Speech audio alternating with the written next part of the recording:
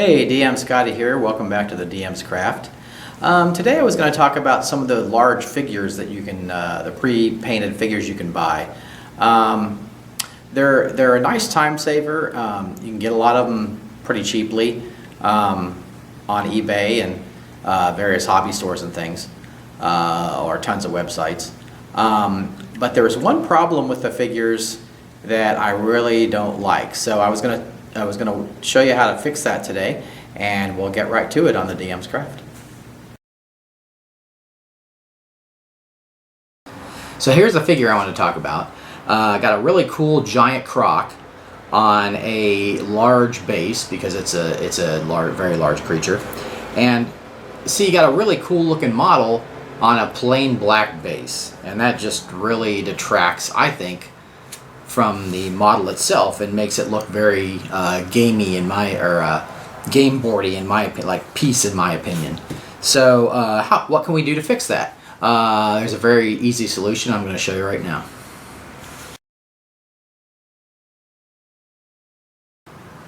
Now in this case I want the base to look muddy and swampy. So what I'm going to do is I'm going to use the same modeling paste that I used on the wagon to give it the texture. And we're going to apply this paste to the base, and you won't believe the transformation of the miniature.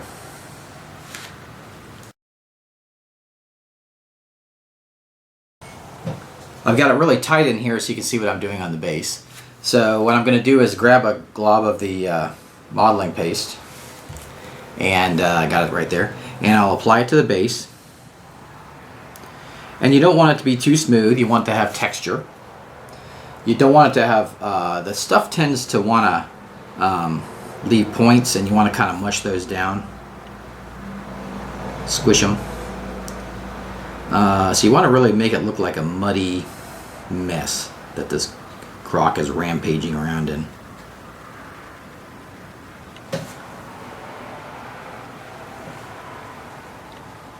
So the trick is to kind of, get between the toes and everything. You want to cover all the base. Now, you don't really need to worry about getting it on the model. You can just paint that. It'll just look like some mud got on him, which actually adds to the effect. So you just want to make sure you get between those toes, around the feet.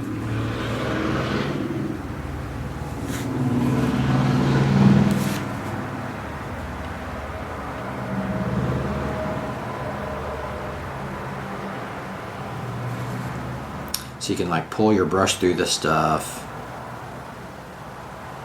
Just make it look globby. And there you go, that's kind of what the effect you're going to get. Now I'm going to finish the base, and then I'll show you that, and we'll move on to the next step.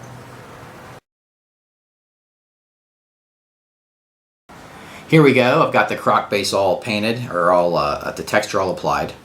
So I'll kind of spin it around so you can see. So that definitely has a rough texture on it, on that base there. So, and you want to make sure you keep it off the edges. If it comes off the edge, just kind of, you can get it off with your finger. So you want to keep the edge clear. I have my base all dried, so I'm all ready to move to the next step. I am going to use a burnt umber and paint the base. So I'll get it on and just look generously. Don't worry about getting some on the model, that's okay. If the paint's a little thick, feel free to use some water.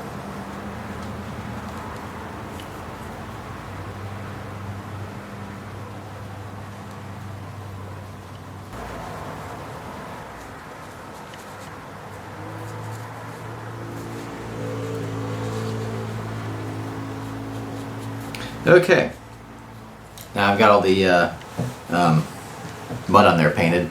Now see how much better that looks than just that black base. Kind of nice.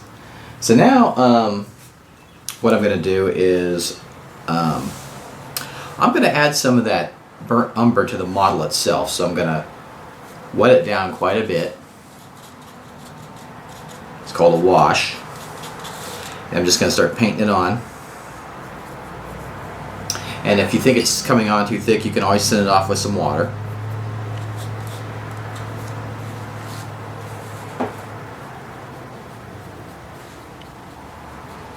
I want it to look like this crock just really popped out of the mud.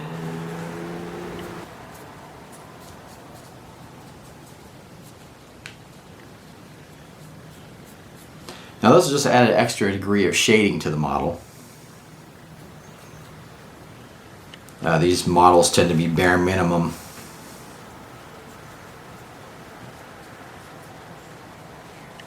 As far as painting goes.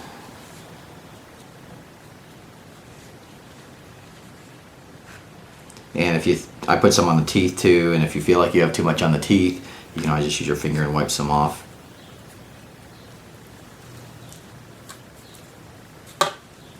Okay, so I'll give you a little closer shot there. You can see how that's already added some nice shading to the model. It's wet right now, so it's looking extra glossy, but when that dries out, it'll flatten down. So there we go. We'll let this dry, and then we'll move on to the next step.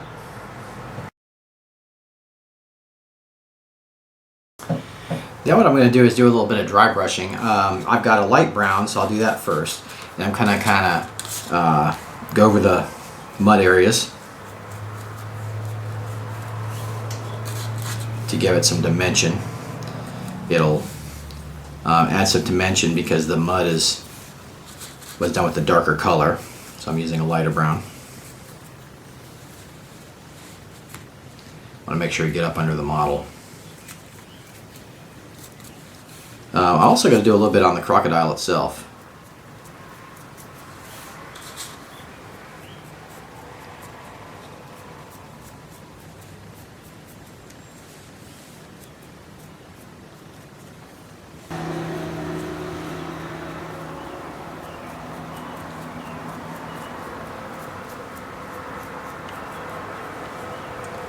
So we got that.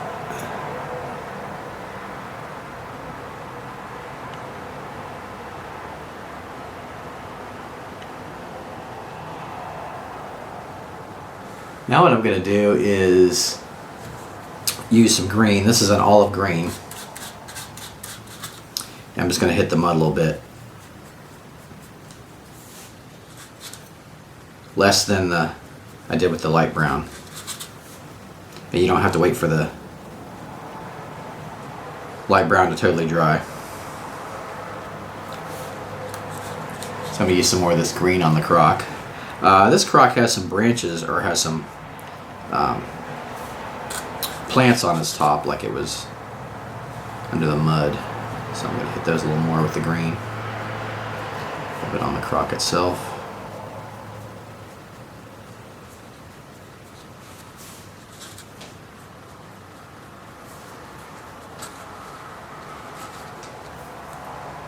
Use it to kind of make those scales pop out. Just very lightly.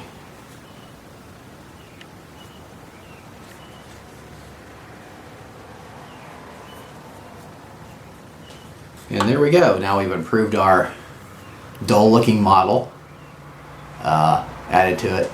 Now one nice thing about the acrylic paint is, since it's the acrylic itself is kind of a stretchy paint, so these models have some bend to them. They're not hard plastic, they're kind of a medium hardness plastic. So the paint will stretch with it, so you don't have to worry about the paint coming off. And there we go. One way you can improve your models with giant, hideous black bases. And I'll see you next time on the DM's Craft.